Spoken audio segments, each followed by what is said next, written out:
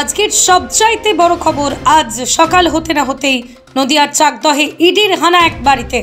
জানা যায়, পাসপোর্ট ও অনুপ্রবেশকারীর তদন্ত করতেই আজ সকাল আনুমানিক 7টার সময় নদিয়ার চাকদহ থানার ঘেটুগাছি শিবপুর গ্রামে দুলাল হালদারের বাড়িতে কেন্দ্রীয় বাহিনী সহ হাজির হন ইডি আধিকারিকরা। জানা যাচ্ছে, দুলাল হালদার টাকার বিনিময়ে পাসপোর্ট তৈরির কাজ করত, আর সেই কারণেই তার বাড়িতে ইডির হানা। শিবপুর গ্রামের মানুষজনের ঘুম ভাঙতেই তারা গ্রামের মধ্যে কেন্দ্র বাহিনীর আনাগোনা দেখতে পেয়ে অবাক হয়ে যান, কারণ এর আগে এইভাবে তারা কোনো দিন গ্রামে কেন্দ্র বাহিনী ঢুকতে দেখেননি। তারপরেই গ্রামের মানুষ জানতে পারে দুলাল হালদারের বাড়িতে ইডি হানা দিয়েছে। তখন তারা ভিড় জমায় দুলাল হালদারের বাড়ির সামনে। গ্রামের মানুষের সাথে কথা বলে জানা যায়, সে মাঠের জমিতে চাষাবাদের পাশাপাশি টাকা নিয়ে লোকের পাসপোর্ট করে দেওয়ার ব্যবসাও করে থাকে। এই ঘটনা থেকে পরিষ্কার একটা কথা উঠে আসছে, অসৎ উপায়ে টাকা ইনকাম করতে গেলে ধরা একদিন তাকে পড়তেই হবে।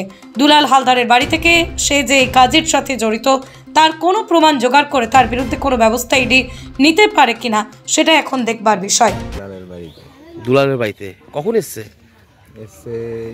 ভোর 5টা। ভোর 5টা?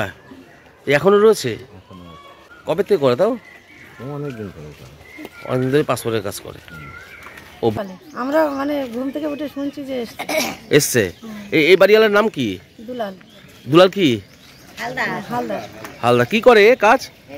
এদের অনেক জমি জায়গা আছে, কিন্তু এরা সেভাবে চাষ করে না। ও চাষ করে না? না, সব লোকে পাসপোর্টের কাজ করে। ও এই জন্য পাসপোর্টের কাজ করে বলে কি এসছে?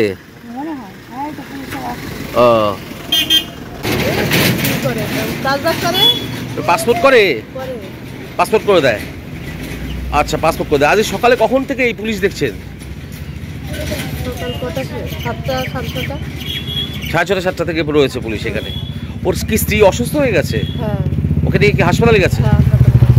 ওর স্ত্রীর নাম কি? স্মৃতি হালদার। স্মৃতি হালদার। আচ্ছা আচ্ছা।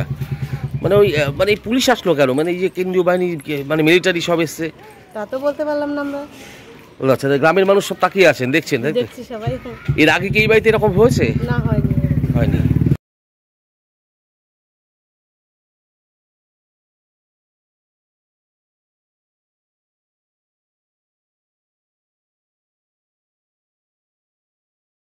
ব্যুরো রিপোর্ট, আরং নিউজ, নদিয়া।